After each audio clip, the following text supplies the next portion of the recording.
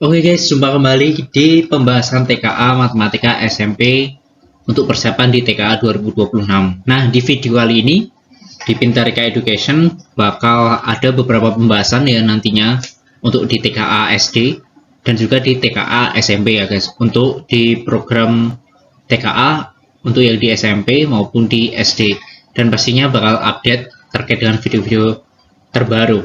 Nah, buat teman-teman yang mau les privat online atau sama teman-teman, kalian bisa hubungin aja sosial media kami di Pintarika Education atau klik nomor yang ada di video kali ini.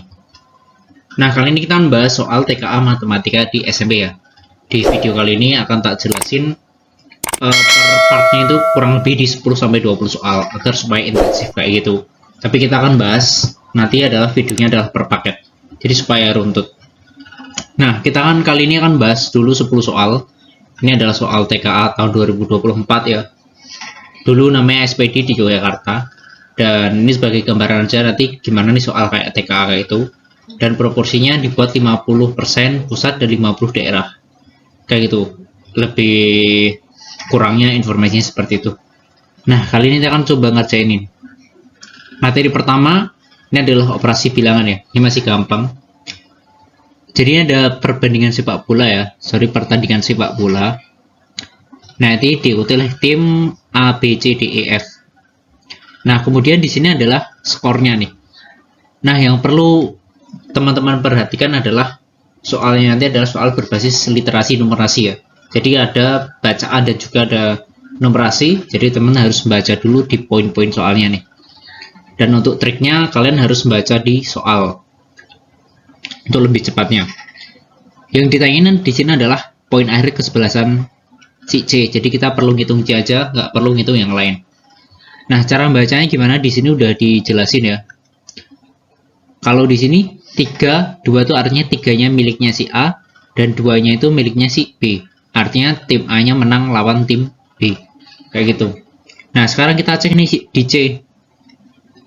Nah, di C itu dia 2 C sama A ya. 21 tuh C-nya 2, A-nya 1, berarti ini adalah menang. Terus kita cek lagi ke samping yang ini. Nah, yang ini. Terus 1, 2, 1-nya si C, 2-nya si B ya. Berarti dia kalah. Terus dia nih di skip merah itu artinya C lawan C nggak mungkin ya. Makanya dia kosong. Terus 21 lagi. 21 tuh berarti apa nih? Ya, tim C-nya menang ya. 2, 1 berarti menang. Terus lanjut lagi. 2, 3 berarti kalah. Dan terakhir skornya adalah 1, 2. Berarti kalah juga kan. Artinya dia 2 menang. Kalau menang berapa nih skornya? 3. Ya udah berarti 2 kali 3. 6. Kalau kalah berapa nih? 0. Berarti ya 3 kali 0, 0 ya. Berarti jawabannya adalah C, 6. Kayak gitu. Biasanya yang sering salah tuh karena kebalik menafsirkan dari poin nilainya atau cara membaca nilainya yang biasanya teman-teman tuh pada salah. Jadi perlu teliti kalau membaca skor hasil pertandingan. Terus kita akan lanjut nih. Ini materinya juga masih operasi juga bilangan ya, tapi ini ada pecahan. Nah, di sini ada soal nih. Sistem ini merupakan bentuk adaptasi masyarakat petani di Kulon Progo terhadap topografi rendah. Oke. Berdasarkan keterangan pada gambar, maka luas daerah yang ditanami kubis. Nah, jadi di sini ada lahan, ditanaminya ada padi, cabai, tomat ya. Pasti sisanya apa nih? Sisanya pasti tanamin kubis. Ya udah. Berarti kita akan mencari nilai dari pecahan itu adalah akumulatif dari 1 per 1 ya, atau 1. Nah, kita total nih. Tapi di sini perlu perhatikan nih. Kita perhatikan, kita mau ke desimal atau pecahan. Nah, kita memperhatikan lagi. Kalau di sini paling gampang diubah ke pecahan. Ke desimal ya. 45%. Artinya apa nih? 45 per 100. Kalau ke desimal berarti 0,45. Terus cabai udah 0,25. Nah, 1/5 itu berapa nih kalau dibuat desimal? Ya, 1/5 kita kalikan 10 aja. Ini adalah 2, berarti 0,2 ya. Kita jumlah, hasilnya adalah 0,9. Ya udah, 1 dikurangi 0,9. Hasilnya adalah 0,1.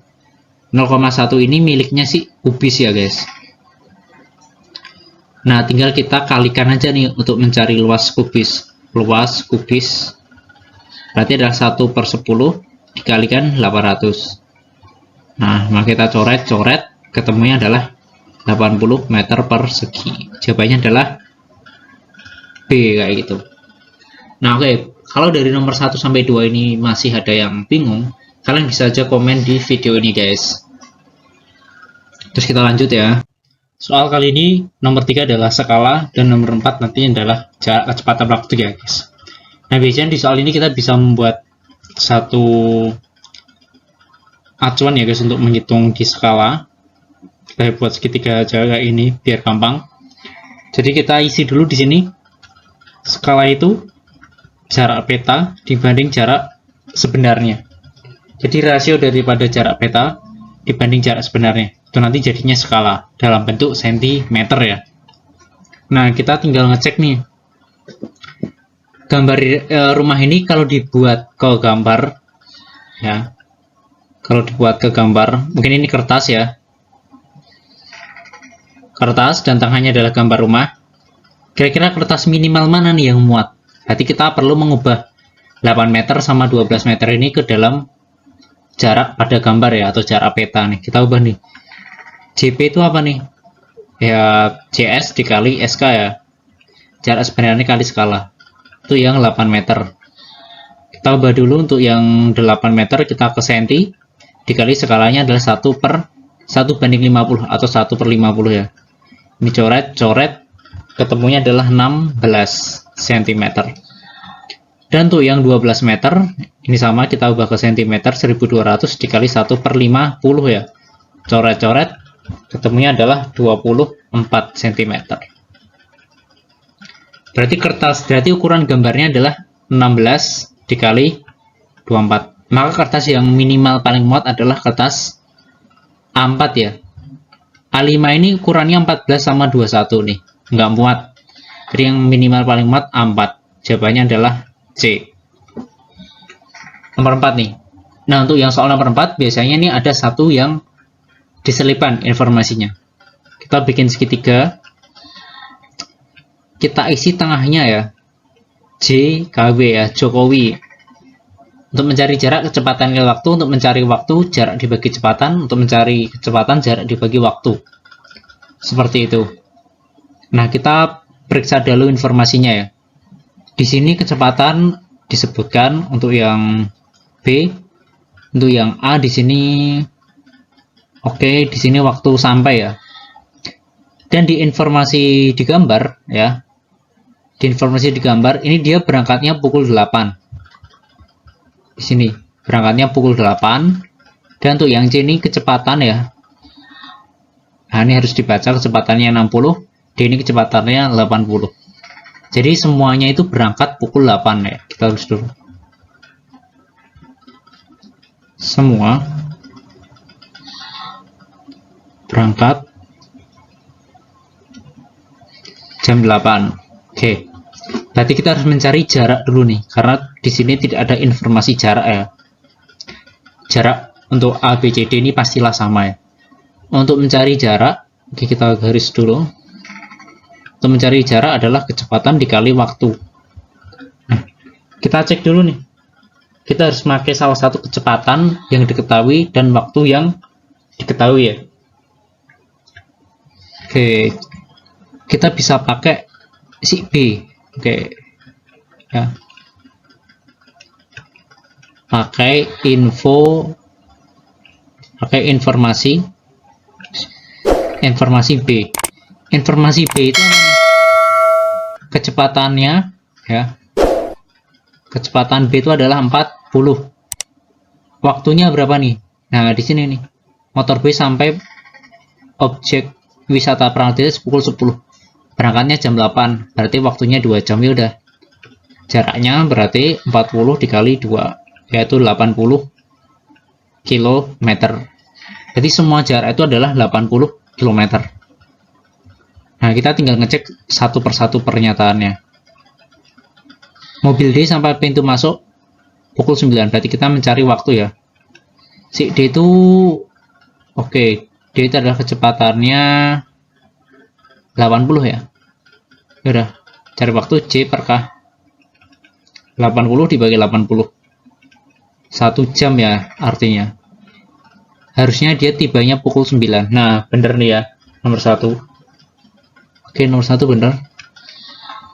Biasanya kalau nomor 1 bener, nomor 2 itu salah, guys. Ya.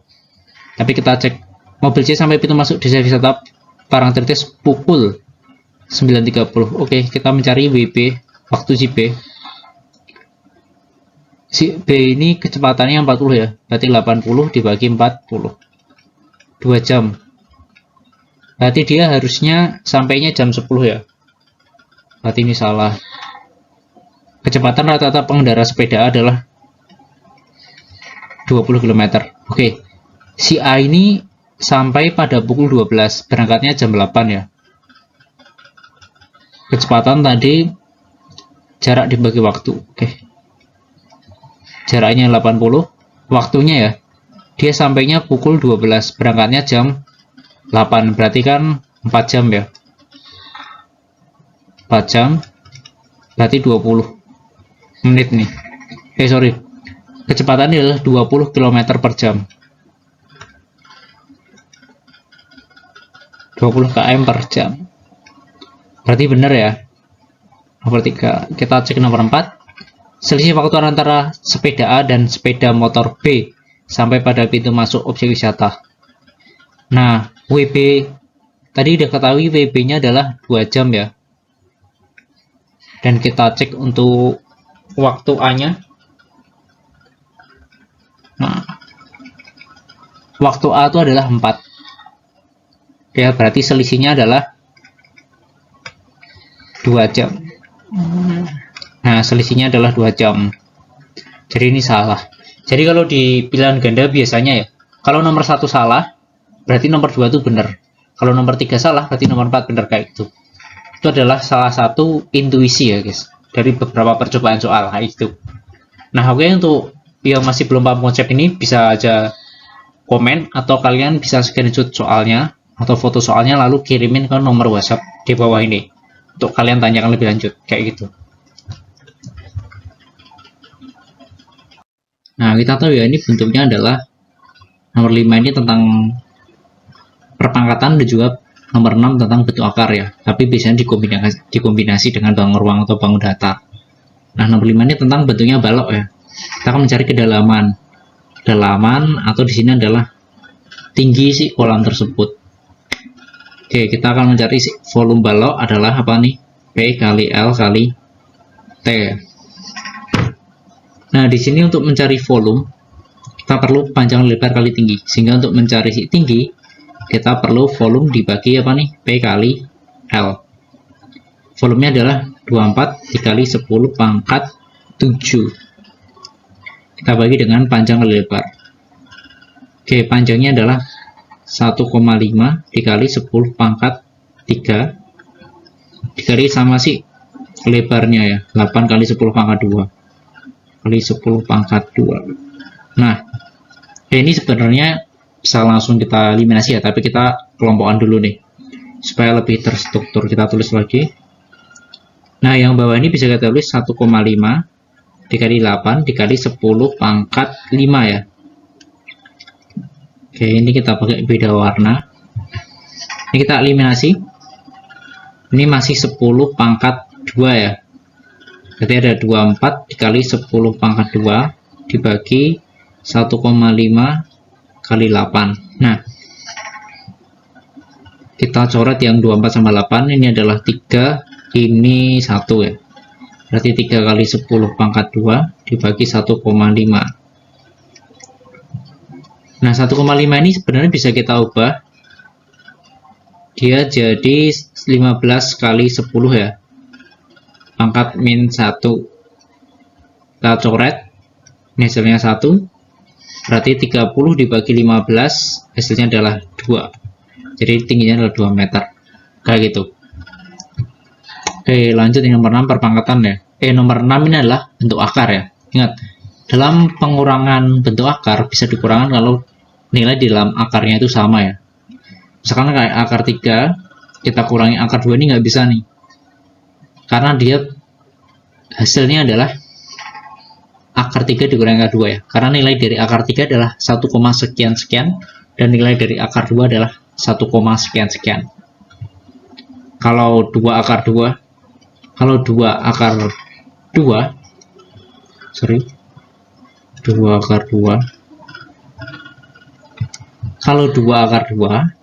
dikurangi mungkin 2 akar 2 lagi ya, ini hasilnya adalah 0 ya, sama dikurangi sama hasilnya 0. 3 akar 2 kita kurangi akar 2, atau di sini ada 1 akar 2, hasilnya adalah 2 akar 2. Ini bisa dioperasikan karena nilai di dalam akarnya sama. Ini dihapus dulu.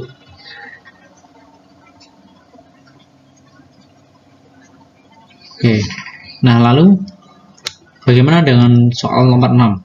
Nah, nomor 6 ini adalah diketahui panjang AI ya. Berarti A sampai I atau sisi miring segitiganya adalah 3 akar 3. AC 2 akar 8. Di sini adalah AC. Terus CF 2 akar 8, CF 2 akar 8, dan FI belum diketahui. Artinya untuk mencari FI ya cukup 3 akar 32, ini kita kurangi dengan 2 akar 18 ditambah 2 akar 8. Kita akan mengubah dulu nih, 32 adalah perkaliannya. Ingat, perkaliannya adalah 1 hasil pangkat dan 1 bebas, supaya bisa kita akarkan. 16 kali 2 32 ya. Akar 16 4, berarti adalah kaliin sama 3, 12 akar 2. Dikurangi nih. 18 terdiri dari 9 kali 2. Akar 9 3, berarti 6 akar 2 ditambah 8 itu adalah 4 kali 2 ya. Akar 4 itu adalah 2, berarti 4 akar 2. Berarti 12 akar 2 dikurangi 10 akar 2. Hasilnya 2 akar 2. 2 akar 2. Jawabannya adalah A ya. Nah, kayak gitu. Oke, kalau masih bingung di soal ini bisa komen aja. Atau kalian bisa langsung WA di official number, di screenshot untuk soal ini atau di foto. Nanti akan diberikan penjelasan lebih lanjutnya. Oke guys, kali ini kita bahas soal pola bilangan ya. Ya, di soal pola bilangan ini beberapa memang dia tidak ada aturan khusus, jadi kita harus bikin atau menyelesaikan dengan cara kita sendiri. Tapi untuk yang soal nomor 7, untuk barisan Pascal ini sudah ada aturan ya, dimana bilangannya itu bisa terwujud dari penjumlahan 2 bilangan di atasnya. Nah, ini kita langsung hitung aja nih ya. Kita tulis di bawah sini 1, 1, 1 ya, 1, 2, 1 ya, karena 1 tambah 1, 1, 3, 3, 1, 2 tambah 1, 1, 4, 6, 4, 1, 1, 5, 10, 10, 5, 1, 1, 6, 15, 20, 15, 61, 17, 21, 35, 35, 21, 71. Nah, baris ke-8 adalah menghitungnya kita dari atas ya. Kalau baris ke-4 adalah nomor 3. Kalau baris ke-8 pasti nomor 7 kayak itu. Jadi suku kelima 1, 2, 3, 4, 5 yaitu 35. Kayak itu. Oke, nomor 8. Nah, untuk yang nomor 8 ini kita harus identifikasi dulu nih. Gimana nih caranya? Pertama kita lihat dia ikut aturan barisan bangun datar, dalam artian adalah persegi atau pangkat 2 atau enggak nih. Oh, ternyata enggak ya guys, karena kalau bilangan persegi itu pangkat 2 ya, kayak 1, 4, terus ada lagi 9, ada lagi 25, 16, 25, 36 dan seterusnya, atau bilangan persegi. Ternyata ini bukan nih. Tapi kalau kita lihat pola ke-1 ini ada 1, pola kedua adalah 1, 2. Ini ada 1, ada 2 ya. Kita lihatnya tuh nyerong sih. 1, 2. Pola ketiga itu ada 1, ada 2, ada 3. Pola ketiga ada 1, 2, 3, 4. Sesuai nih sama pola ke N atau pola keberapa nih dia. Dan yang kuning itu dia diganjil ya. Dan yang biru dia digenap. Nah, berarti kita udah tahu nih intuisinya dari visual ya. dan juga dari urutan. Berarti kita tulis dulu.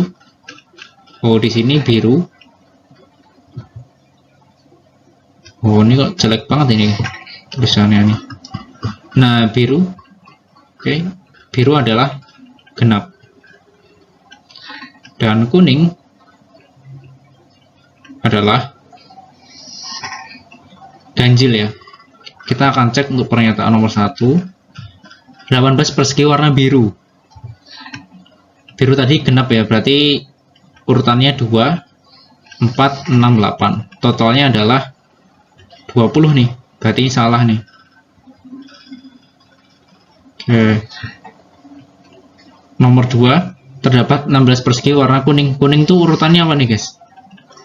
1, 3, 5, 7. Totalnya yaitu ada 16. Nomor 3, selisih warna biru dan warna kuning. Selisihnya 20 kurangi 16 ya. 4. Nah, benar ya, guys. Berarti 2 sama 3 ini benar. Nah, nomor 4. Jumlah persegi warna biru dan warna kuning pada pola ke-8 adalah 34. Nah, kita udah hitung tadi birunya ada 20 dan kuningnya ada 16. Berarti totalnya adalah 36 kayak gitu. Jawabannya adalah 2 dan 3. Nah, jadi kalau di soal-soal TKA gini, model pilihan ganda ya. Itu kalau nomor 1 salah, nomor 2 itu pasti benar. Dan kalau nomor 3 benar, nomor 4 itu pasti salah. Jadi kayak gitu mesti urutannya. Tapi itu perlu dicek dulu ya, guys. Pastiin. Nah, nomor 9 ini tentang diskon ya, atau aritmatika sosial biasanya untuk materinya. Nah, ini yang penting kita membaca dulu di bagian informasi yang ditampil ini. Dari pernyataan di atas mana yang benar. Jadi kita akan perlu mengecek 1 sampai 4. Oke, ini pencairan harian bunga per tahun ada 3%, 1 bulan bulanan ada 4%, dan 3 bulan itu adalah 4,5% ya.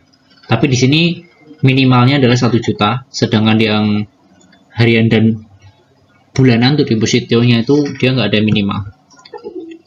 Diketahui si adik itu punya duit ya, duitnya itu 6 juta nih, lumayan juga nih, 6 juta ya. Kita akan ngecek nih. Dalam setiap bulan tabungan adik bertambah 20.000. 20.000 itu adalah bunga per bulan ya. Padahal kita tahu nih. Kita cek dulu tabungan. Oke, jadi kita akan menggunakan selama akumulasi 1 tahun itu yang 3% ya. Jadi kita akan pakai yang 3%. Kenapa bukan yang 4% nih? Itu yang 4% ini adalah dia termasuk deposito. Ya, sehingga kita bukan mengakumulasi dari si depositonya, tapi dari yang tabungan dengan bunga per tahunnya itu 3%. Jadi akan kita cari tahu 3% dari 6 juta ya. Nah, ini adalah 3/100 kali kali 6 juta. Nah, ini dia diperoleh untuk hasilnya adalah 180.000. Seperti itu. Kalau pengen gampangnya, 10% dari 6 juta adalah 60.000. 10% dari 6 juta adalah 600.000 dan 1%-nya adalah 60.000. Kalau 3% ya tinggal kaliin aja kan, 3 kali 60, 180.000 kayak gitu. Jadi pastilah dia duitnya itu kalau per bulannya tinggal kita bagi dengan 12 karena dia setahun ya. Jadi per bulannya nambahnya 15.000 nih. Jadi nomor 1 salah. Yang ada satunya itu langsung coret aja guys kalau ini. Jadi 2 itu pasti benar, tapi kita cek juga sebagai latihan ya. Kalau 1,5 tahun berapa duitnya? Nah, kalau nomor 2 kita ngeceknya gimana? Ya 1,5 kita kalikan, ini kan tempo waktunya ya. Kita kalikan dengan per tahunnya nih. Per tahunnya adalah 180.000 kan. Kalau kita kaliin, dia hasilnya adalah 270. Nah, benar nih ya. Nomor 2 benar. Nah, nomor 3 kita cek. Adik perlu menabung selama 2 tahun untuk mendapatkan dana sebanyak 6.300.000. Nah, kita tinggal cek aja. 2 tahun ya. 2 tahun dikali 180.000. Berapa nih? 30. Nah, 360 ya. Jadi total selama 2 tahun pastilah 6.360.000. Jadi nomor 3 ini dia juga salah ya. Yang ada tinggal coret. 4 ini benar, kita cek. Jumlah tabungan keseluruhan adik selama 1 tahun. Nah, benar ya. Bunga 1 tahun adalah 180. Jadi kalau dia nabungnya 1 tahun dapatnya 6.180.000. Jadi jawabannya adalah si D. Gimana nih? Gampangan nih soal ASPD-nya nih. Ini sebagai gambaran soal TK aja ya. Dan pastinya next video bakal kita belajar soal TK-TK yang bervariasi nih. Oke, ini masalah diskon. Kalau diskon paling gampang kita bacanya dari 10% ya. Atau bisa kita baca dari selisih diskonnya itu. Misalkan diskonnya 30%.